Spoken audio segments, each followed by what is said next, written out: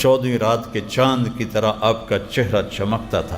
ازہر اللون، کلیوں جیسا رنگ تھا، پھولوں جیسا نہیں، کلیوں جیسا۔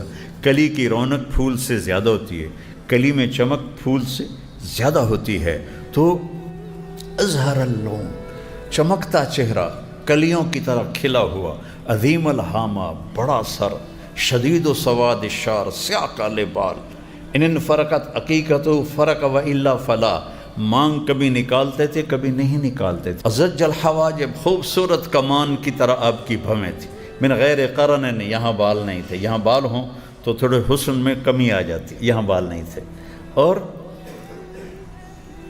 ادعج، اشکل، احور، ابرق، انجل، یہ سب آپ کی آنکھوں کی صفات بیان ہو رہی ہیں۔ سب کا مطلب ہے کہ ایسی خوبصورت آنکھ اللہ نے کسی کی پیدا ہی نہیں کی تھی۔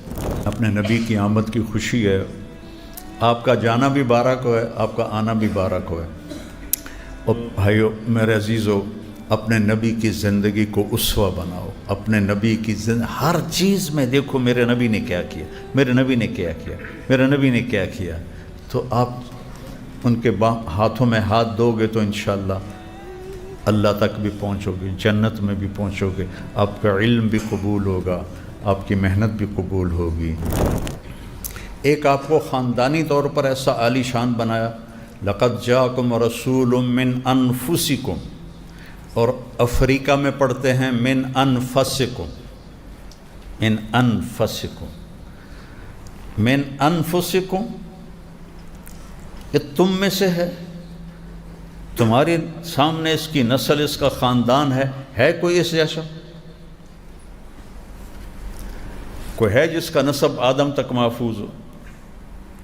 کوئی ہے جو ہاشم جیسا سردار ہو، عبد المطلب جیسا سردار ہو، عبد مناف جیسا سردار ہو؟ تو من انفسکم، بنو ہاشم کی عظمت کا کوئی انکار کرنے والا نہیں ہے۔ بنو امیہ بنو ہاشم میں ٹھنی رہی ہمیشہ، لیکن بنو ہاشم کی عظمت کا اعتراف کرتے تھے بنو امیہ۔ لقد جاءکم رسول من انفسکم، موریتانیہ گیا تو وہاں سنا من انفسکم۔ انفس، ایسا نفیس کوئی ہے، ایسا حسین کوئی ہے، ایسا کوئی راج دلارہ ہے، ایسا کوئی 14ویں کا چاند ہے؟ یتلألأ وجہہ تلألؤ القمر لیلۃ البدر، 14ویں رات کے چاند کی طرح آپ کا چہرہ چمکتا تھا۔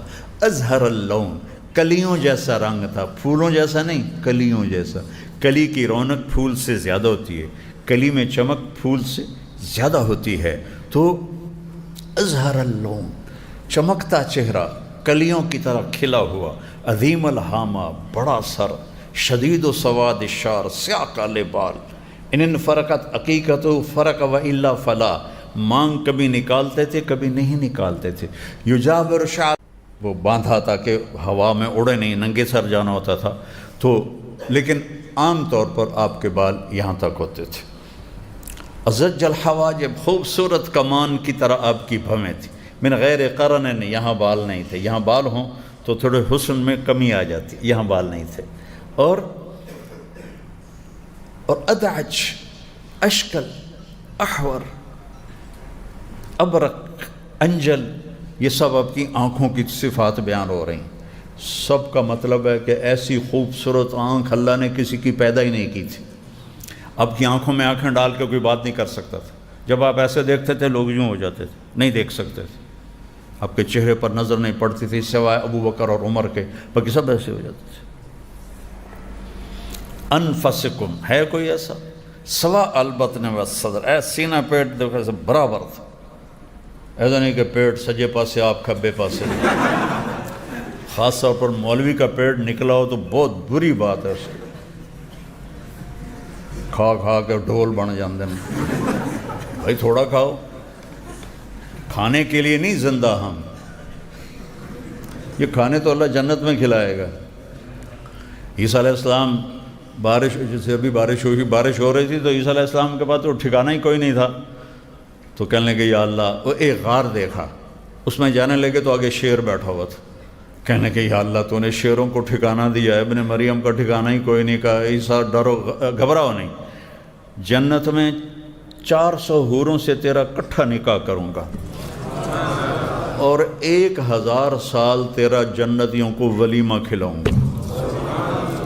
یہ 1000 سال اس لیے نہیں کہ جگہ تھوڑی ہے، لوگ زیادہ ہیں تو واری واری ٹپ دے گئے تو لگ دے گئے تو 1000 سال لگ گئے، نہیں، سارے جنتی اکٹھے بٹھائے گا اور سب کو 1000 سال تک مسلسل کھلائے گا۔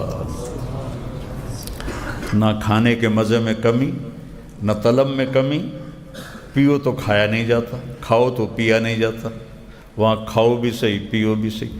تاتاری جو تھے، یہ چنگیز خان کی نسل، یہ بدبخت کھاتے کھاتے کھاتے کھاتے جب ان کا پیٹ بھر جاتا تھا تو باہر جا کے الٹی کر کے سارا نکال دیتے تھے اور کہ پھر کھانا شروع کر دیتے تھے۔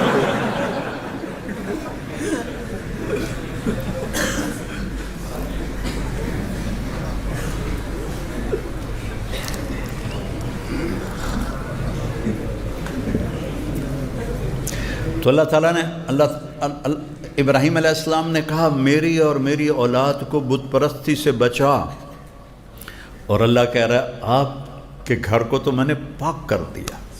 فاطمہ کفا بکی شرفا ان تکونی سیدۃ نساء اہل الجنہ۔ حضرت فاطمہ بیمار تھی، ان کا حال پوچھنے گئے تو کہا بیٹی میں آ جاؤں؟ اجازت لی، بیٹی کے گھر پہ جاتے اجازت میں آ جاؤں، میرے ساتھ عمران بن حسین بھی ہیں، ایک وہ قریش کے سردار تھے۔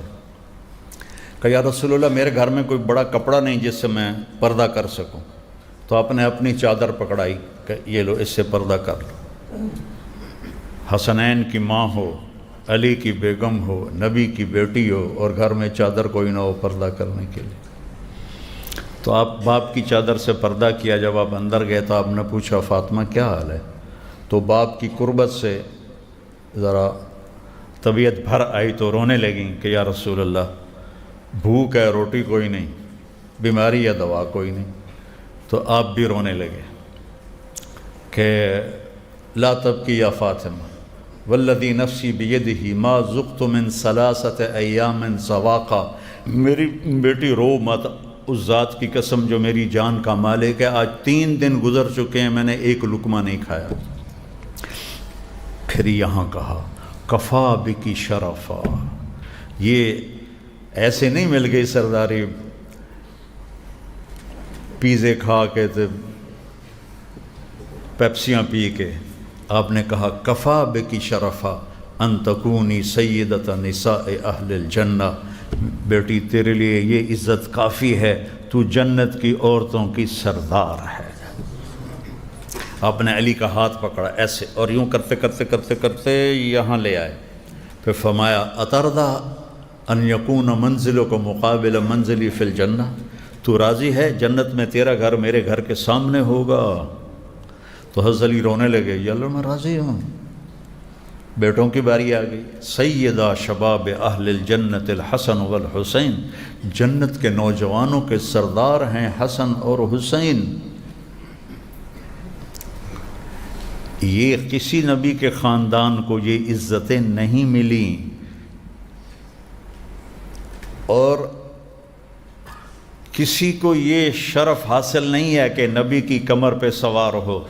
آپ ایسے ہاتھ پاؤں ٹیک دیتے تھے اور اپنی کمر پر حسن حسین کو بٹھا کر کمر میں چکر لگاتے تھے ایسے ایسے، پھر یوں کر کے پوچھتے کیف مطیتکما، تمہارا اونٹ کیسا ہے بھائی؟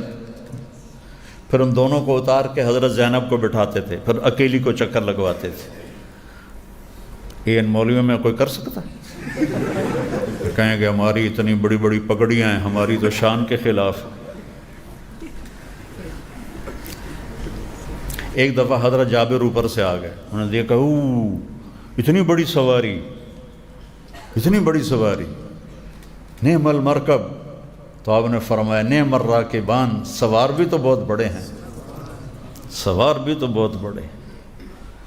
اب نماز ظہر یا عصر تھی، مسجد میں باجماعت نماز پڑھاتے ہوئے بچوں نے چھلانگ لگائی حسن حسین، اور آ کر آپ کی کمر پہ چڑھ گئے۔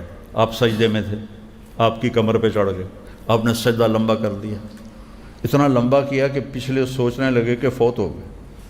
تو عبداللہ بن مسعود فرماتے ہیں کہ میں پیچھے تھا تو میں نے ایسے سر اٹھا کے دیکھا کہ چکر کیے، دیکھا تو دونوں لاڈلے کمر پہ بیٹھے گپے مار رہے ہیں۔ ہائے ہائے ہائے، کیا لاڈ کیے میرے نبی نے اور کیا امت نے حال کیا ان کا۔ ایک کو زہر میں مار دیا، ایک کا سر کاٹ دیا۔ عجب سمجھ سے باہر معاملہ ہے۔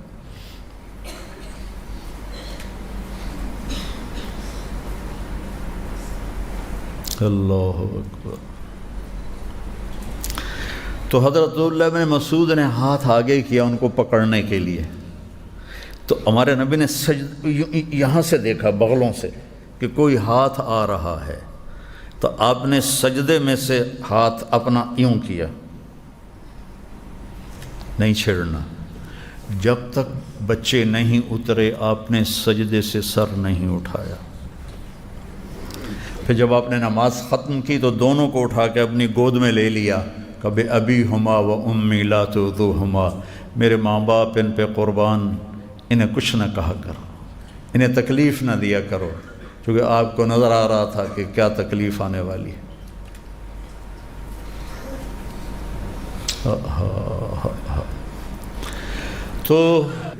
تو میرے نبی کی شان کو بیان کرنے کے لیے سمندر بھی تھوڑے ہیں بیٹا، میری 1.5 گھنٹے کی بات سے کیا ہوگا، لیکن ہم بھی چلو حصہ ڈال لیں اپنے نبی کی آمد کے اظہار میں، خوشی کے اظہار میں ہم بھی حصہ ڈال لیں، تو پوری امت خوشی مناتے ہیں۔ میں پوری دنیا میں پھرا ہوں، 12 ربیع الاول کبھی کہیں آئی کبھی کہیں آئی، ہر جگہ لوگ اظہار محبت کے لیے، لیکن یہ ہمارے والا ہنگامہ نہیں جو یہاں ہوتا ہے، جلوس نکالنے اور بسوں کو سجانا اور ٹرکوں کو سجانا، یہ تو سب خرافات ہیں، سب پیسے کا ضیاع ہے، نمازیں ساری ضائع ہوتی ہیں اور ایک ہنگامہ ہوتا ہے۔ مسجدوں میں لوگ اکٹھے ہیں، سوڈان میں دیکھا، یمن میں دیکھا اور کئی جگہ دیکھا، مسجدوں میں لوگ جمع ہیں اور آپ کی تعریف ہو رہی ہے، کوئی تقریر کر رہا ہے اور کوئی نعت پڑھ رہا ہے، اور مختلف شعراء آ کے اپنا کلام پیش کر رہے ہیں، اس طرح ہوتا ہے۔ لیکن اس طرح بندے لے کر شہروں میں نکل پڑنا اور سارے راستے بند کر دینا اور لاکھوں کروڑوں اربوں روپے اس پہ ضائع کر دینا، یہ کوئی اظہار خوشی نہیں ہے، یہ حماقت ہے، یہ مطلب یہ نادانی ہے، جہالت ہے۔ میں اپنے نبی کی آمد کی خوشی ہے، آپ کا جانا بھی بارک ہو ہے، آپ کا آنا بھی بارک ہو ہے۔ اور بھائیو میرے عزیزو، اپنے نبی کی زندگی کو اسوہ بناؤ، اپنے نبی کی ہر چیز میں دیکھو میرے نبی نے کیا کیا، میرے نبی نے کیا کیا، میرے نبی نے کیا کیا، تو آپ ان کے ہاتھوں میں ہاتھ دو گے تو انشاءاللہ اللہ تک بھی پہنچو گے، جنت میں بھی پہنچو گے، آپ کا علم بھی قبول ہوگا، آپ کی محنت بھی قبول ہوگی۔ تو یہ جو ابھی تو ہم صرف الفاظ پڑھ رہے ہیں، الفاظ تو معانی تک پہنچانے کے لیے ہوتے ہیں۔ صبر پڑھ لینے سے صبر نہیں آتا، صبر کرنے سے صبر آتا ہے، برداشت کرنے سے صبر آتا ہے۔ صفات لفظوں سے نہیں آتی، صفات جوہد سے آتی ہیں۔